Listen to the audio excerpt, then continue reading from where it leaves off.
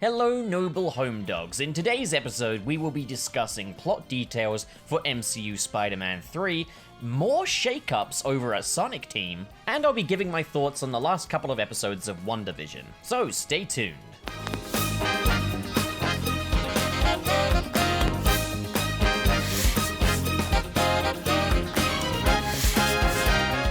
So I've put together this selection of set photos from MCU Spider-Man 3. Mainly just backgrounds, but they give us a little context as to what kind of direction this story is moving into, and the kind of conflict that Peter will be facing in this third movie. So we've got Peter walking down the street to go and see MJ, who's working at this bakery. And he doesn't seem to be gunned down by anybody, so I don't know if this is at a point where maybe they're unclear as to whether or not Peter is Spider-Man, or maybe his name has been cleared already. Maybe this is near the end of the movie. But for starters, it's quite interesting to see that MJ has a job now, and I don't know if that's going to be explored at all, but it is nice to see her story progressing, see her taking on new things, see her growing up. But near to this bakery is also a newsstand, and we can see it plastered with different documents and different posters. And we can see pro-Mysterio propaganda, which does feed directly into Mysterio's last words in Spider-Man Far From Home. People will tend to believe, and nowadays they'll believe anything. And we got this image here with Mysterio's fishbowl, as well as the whole thing with Mysterio spoke truth, and the whole thing is that a lot of people do believe in Mysterio. Mysterio has gone on to become kind of a martyr against Spider-Man. So even if it is in the form of propaganda, Mysterio is still very much a presence in this movie, and we don't know anything yet as to whether or not he'll be returning, but I sincerely hope we will be seeing a return of Mysterio. Maybe these Easter eggs are suggesting a possible Mysterio return. There's also subliminal stuff in here, which I don't know if it's deliberate, but it could be subliminally hinting at a possible Mysterio return, in that we have images that aren't even actually related to Mysterio here, that still subliminally give off some Mysterio vibes. We've got a lot of images with circles in them, be it Earth or just other stuff, but there's a lot of circles here. There's also a triangle as well, and that was the shape of Mysterio's hand beam, was that triangle shape. I don't know, maybe there is a deliberate reason by these two shapes being quite prevalent on this newsstand. Or maybe I'm just reaching. If I am reaching and you do want to tell me, just try not to be rude about it, okay? But either way, we are aware that not everybody is on Mysterio's side now. Some people are still in support of Spider-Man, which I'm happy about, because while it does go in a more political direction, it also makes things a bit less contrived. I mean, look, there's nothing wrong with films being that's just reality. Like, I don't get this. So yeah, even after the supposed death of Mysterio, there is still very much a big Spider-Man versus Mysterio conflict going on in the public eye. And me being the biggest Mysterio fan in the world, hope that this will all culminate in one big final battle between Spider-Man and old Fishbowl. I mean, there's gotta be a reason why they didn't make any fishbowl jokes in the previous film, right? They're saving them. They're saving them for this, right? Right? Fuck it. I really hope you're enjoying this video so far, folks. If you are, it would be extremely encouraging to me if you would hit subscribe and the like button. So I guess when I review WandaVision, I'm going to do it 2 episodes at a time because, unlike Boba Talks, he doesn't know when to shut up, and that's a virtue. I don't know how to crank out a 20-minute video about an episode. I don't know how he does it. The guy's turned it into an art form at this point. Well, anyway, if you want a full video devoted to WandaVision episodes, just go over to his channel. He's very good at it. He's got a lot to say and won't insult your intelligence, unlike other YouTubers. Anyway, by the way, if you don't want WandaVision spoilers here, you're just gonna have to get out of my face.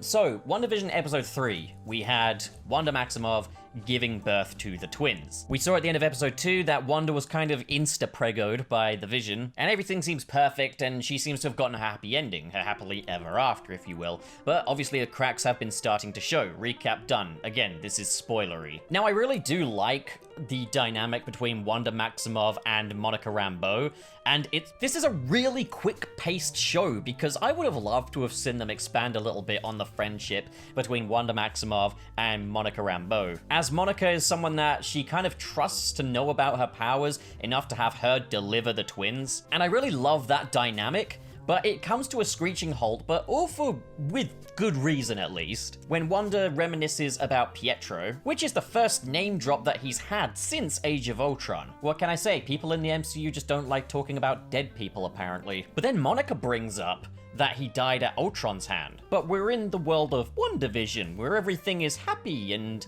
and it's all in the past, and it's in this happy suburban neighborhood. Like, if we're in the 1970s and Age of Ultron happened in, I don't know, 2014, wasn't it? Or 2013? And it is here that we see that grief is playing something of a role in this story, as many would predict anyway, as Scarlet Witch, yeah, she gets pretty mad at Monica and just literally throws her out of the world, effectively. God, if I could do that to people. Goodbye, Tharies. And then in episode 4, we learn a lot more about Monica and what happened to her mother, Maria Rambeau, who was a major character in Captain Marvel, and how she died of cancer during the time of Thanos' snap, while Monica was dusted out of existence. And I have to say, it's seriously awesome that we are referencing the events of Avengers Infinity War and Endgame. We're getting the aftermath of that in a more serious light, not so much like in Spider-Man Far From Home, where it was touched on, but then they just continued with the story at hand. This here devotes a lot more time to it, so I think people that were hoping to get a more serious look at the events of the Infinity War snap will be pleased by this. We also get more returning characters from the Marvel Cinematic Universe taking the spotlight in episode 4, with Agent Jimmy Woo from Ant-Man and the Wasp, and Darcy Lewis from the Thor movies. And it's nice to see these otherwise side characters getting the spotlight. I really enjoyed my time with them, and it's nice to see that Darcy made something of herself during the time between when we last saw her and now. And it's also just surprising how much mileage they get out of these two characters. The 4th episode is pretty much entirely devoted to them, with Wanda and Vision getting very little screen time this time around, and the show no longer being in the retro sitcom format, which I must admit I do kind of miss. I was really looking forward to entering that world again with Wanda and Vision as these two sitcom characters. But, I mean, this story's got to keep progressing. That's not a criticism in any way. More just a testament to how much I enjoyed the previous 3 episodes. Honestly, I think I would enjoy this show a whole lot, even if they didn't connect it to the greater universe at hand.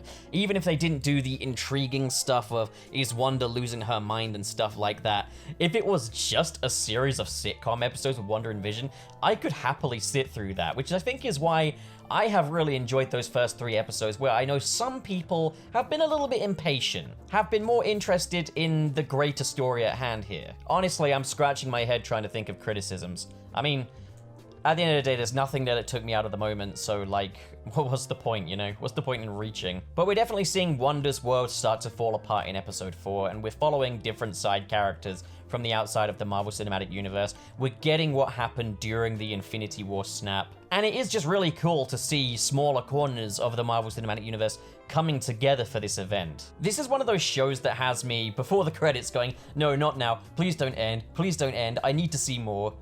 Just sensational TV. Easily one of my favorite comic book TV shows since, I think, Gotham. But I do need to catch up on Doom Patrol and The Boys. Maybe someday soon. I've got a lot of time on my hands. If you're really enjoying this video so far, be sure to check out the Patreon link in the description below, or the join button to help support this channel and unlock a few little perks. So, late last week, we got the bombshell that Roger Craig Smith will no longer be the voice of Sonic the Hedgehog going forward, that the 30th anniversary game will bring a brand new performer to the role. And there's been some discussion surrounding this, that like maybe the Sonic franchise is moving in a new direction, hence why the removal of Roger Craig Smith happened. There's been lots of speculation that maybe they'll be moving it more in the direction of the Sonic movie, with a voice actor more akin to Ben Schwartz in the role, that maybe the next game will take place in the universe of the movie. I mean, it's possible. Sega also shared a sort of farewell tweet for Roger Craig Smith,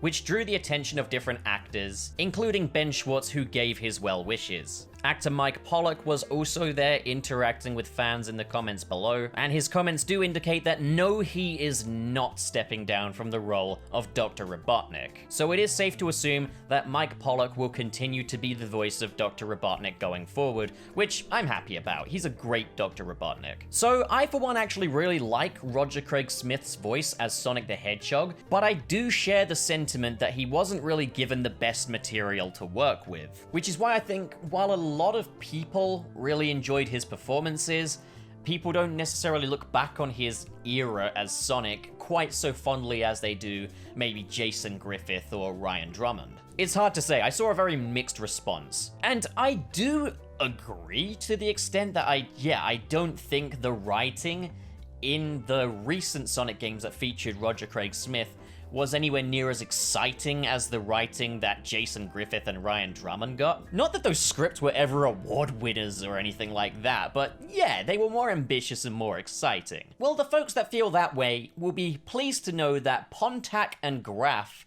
will be leaving the Sonic team writing department. They handled the stories of every Sonic game going from Sonic Colors through to Sonic Forces. In the case of most of these projects, they reinterpreted the Japanese versions through to a more Americanized market, with the exception of Sonic Lost World, which they had much more influence in. And it is interesting to me how much the Americanized version of Sonic differs from the Japanese version. You can watch on YouTube a subtitled version of the Japanese version of Sonic Forces. And my observation was that the Japanese version is a lot less unnecessarily verbose. It doesn't talk down and over-explain to the audience anywhere near as much as the English version, which is handled by Pontac and Graff. It's also a lot more expressive and doesn't feel the need to insist upon humor at all times. It still has jokes in there, but like, for example, in the Japanese version, Sonic calls Infinite a masked prick. That's awesome. Now, I'm not expecting that. Like, I'm not expecting that from a future Sonic game.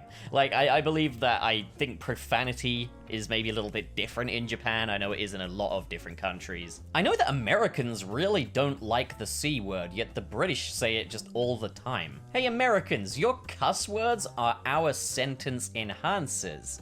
Hope you understand the reference. So anyway, where was I? Okay, so for a story like Sonic Adventure 2, it takes more the form of like a shonen anime.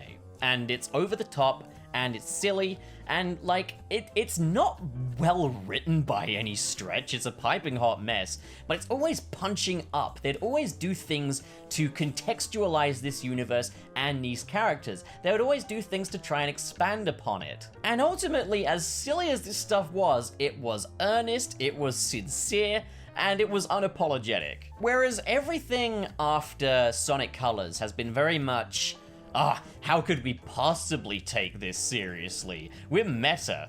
You know, stakes, what's that? Like, you know, like, we can't be intense. It's a game about a blue hedgehog. Like, why would it be intense? We'd gone from stories that were inherently silly, but were always punching up, to stories that were inherently silly, that knew they were inherently silly, played to it, and just constantly punched down. And the reality is, self-awareness does get old. Look, I'm not one of those Fruit Loops that's gonna get mad every time Sonic cracks a smile. Look, guys, let me be clear, I'm not asking for Zack Snyder's Sonic or anything. I'm just hoping that now with Pontac and Graff out of the picture, that Sonic stories will be ambitious again. That they'll maybe go back into that shonen anime kind of style. I really like that. I think a lot of people like that, and Sega are very responsive to criticism. Whether or not they interpret it correctly or not, you know, that's not very clear. But they know that people haven't responded quite so well to these recent stories. I mean, I think out of the Pontac and Graff era of Sonic, the only one I can safely really say is good,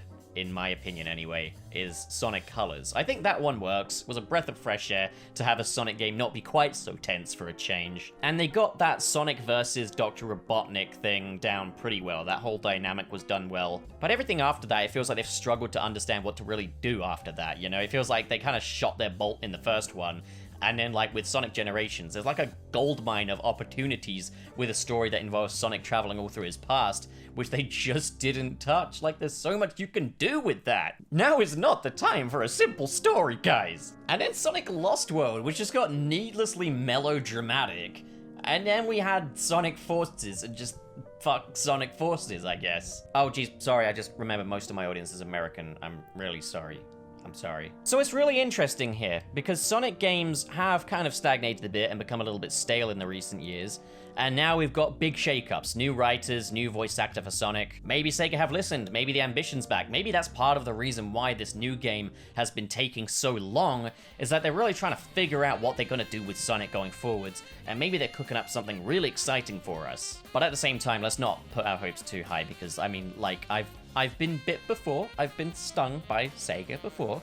Well, what do you guys think? Comment below and discuss, and as always, if you enjoyed this video and you want to see more like it, hit subscribe, hit the like button, and in the description below are different links to different social media feeds, as well as my Patreon and a join button for if you're feeling extra supportive and extra generous. But of course, you don't have to do that. That's a big ask. I'd never expect that from you.